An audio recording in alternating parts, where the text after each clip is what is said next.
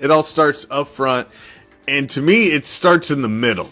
And you just haven't had that great guy in the middle. I know we always talk about linebacker, and we always talk about the sexy positions, cornerback, the ones that make the big splash plays.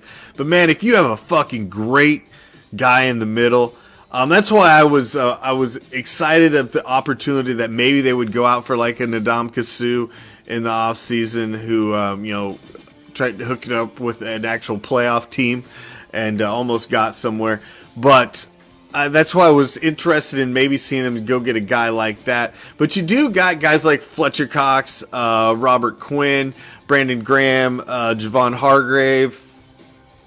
Hey, Yannick Ngakoue is out there and available. Although Ngakoue is more of an edge guy. And I'm not as much concerned with the edge as, you're looking at Chandler Jones coming back.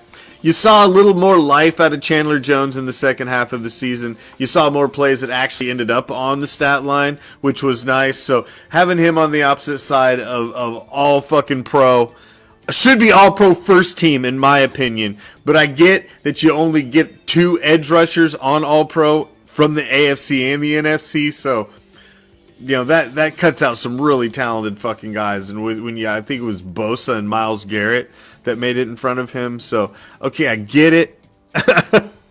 I get it. He was second team All-Pro, but I mean, Mad Max Crosby's all-world.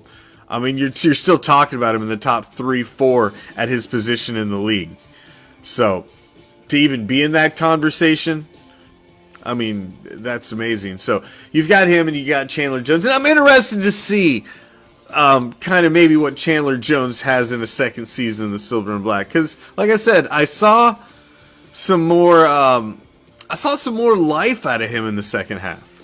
And I watched the coaches tape, I watched the all 22, so I did see some of the plays that Josh McDaniels was talking about through the first part of the season, which were plays that Chandler was making that weren't making it onto the stat sheet, and he was involved in stopping the run.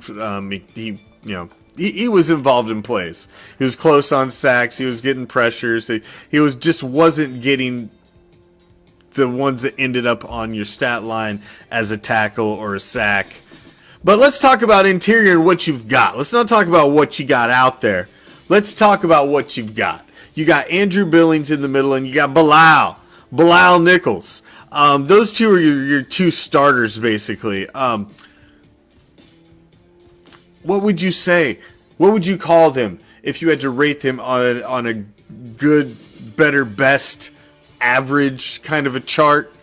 I would put them as average players, middle of the road. Yeah, you might get a splash play out of them every once in a while. But and I think both of these guys may be nice to retain. I don't really look at getting rid of either one of these guys. It's the guys further down the depth chart. I think maybe you keep those 2 guys, but to add with what you need to add, because you definitely need to upgrade from that, because you haven't had a push up the middle in a very, very long time on this defensive line. You just hadn't. So you got to look what's behind that. You got to look at what's behind that. And the second line behind that is probably Tillery and Pico. Tillery, I did see some flashes out of, and maybe for depth, he's one of the guys that you keep around. But I don't know. At some point, I think you got to cut some of the fat out of your defensive line depth chart to try and bring somebody in. Because you can look beyond Tillery and Pico, and you got 2 rookies that you brought in last year in Butler and Farrell.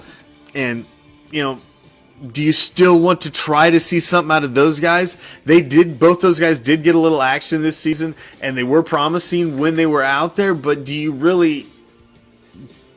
want to try one of those guys? Maybe you pick the best rookie, pair him with Tillery, and Pico and the worst rookie from last year are gone.